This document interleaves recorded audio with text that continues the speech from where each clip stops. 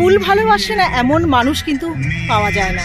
তো সেই ফুল দেখতে আমরা এসেছি। দেখুন এত সুন্দর, শুধু সর্ষে ক্ষেত, তার সাথে কিন্তু প্রচুর ফুল আর ফুলের ক্রাউন। এখানে খুব কম দাম, মাত্র চলে এসেছি রানাঘাটের চাপড়াতে। ফুলের উপর তাকায় সকলকে স্বাগত। লাইফস্টাইল উইথ সোনালী ভট্টাচার্য আমার ছোট্ট ট্রাভেল ব্লগে সকলকে স্বাগত। ট্রেনের ড্রাইভারের দিকে যদি ওঠা যায়, 1 নম্বর প্ল্যাটফর্মে ঠিক বাইরে থেকে প্রচুর অটো টোটো কিন্তু পাওয়া যায়। মাত্র 30 টাকা করে নেয় পুরাতন চাপড়া ভ্যালি বা ধানকল বাজার যেতে। পৌঁছতে 35 মিনিট সময় লাগে। বাইরে কিন্তু প্রচুর ফুলের দোকান আছে, আর এখানে তেমন সেভাবে খাবার দোকান নেই। চপ, মুড়ি, ফুচকা এসব আপনি পেতে পারেন। খুব কম দামে এখানে চাষিরা ফুল বিক্রি করে দেয়। 20 টাকায় 5টা গোলাপ, 20 টাকায় চন্দ্রমল্লিকার গোছা। সারাদিনের জন্য আমরা এই গাড়িটা বুক করেছিলাম। যদি কারো নাম্বার দরকার হয় আমি দিয়ে দেবো। যেদিকেই তাকাবেন সেদিকেই হচ্ছে ফুল আর ফুল।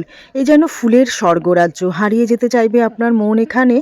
এখান থেকেই কিন্তু দূর দূরান্তের বাজারে ফুল চলে যায়। ফেব্রুয়ারির মাঝামাঝি পর্যন্ত এরকম ফুলের স্বর্গরাজ্যে আপনি আসতেই পারেন। আর আলপথ ধরে হাঁটার চেষ্টা করবেন যাতে চারা গাছ নষ্ট না হয়। এখানে একটা বেশ সুন্দর জঙ্গল আছে, তো বেশি দূর যাওয়া যায় না, তাদের রেস্ট্রিকশন এরিয়া, তার জন্য ফিরে যেতে হচ্ছে। বেশ শাল সেগুনের ভালো জঙ্গল, বেশ ভালো লাগলো দেখে। জঙ্গলের রাস্তায় হাঁটতে কিন্তু বেশ ভালো লাগে। আর টেম্পারেচারটা কিন্তু এখানে অনেকটাই কমে গেছে, বেশ ঠান্ডা ঠান্ডা লাগছে।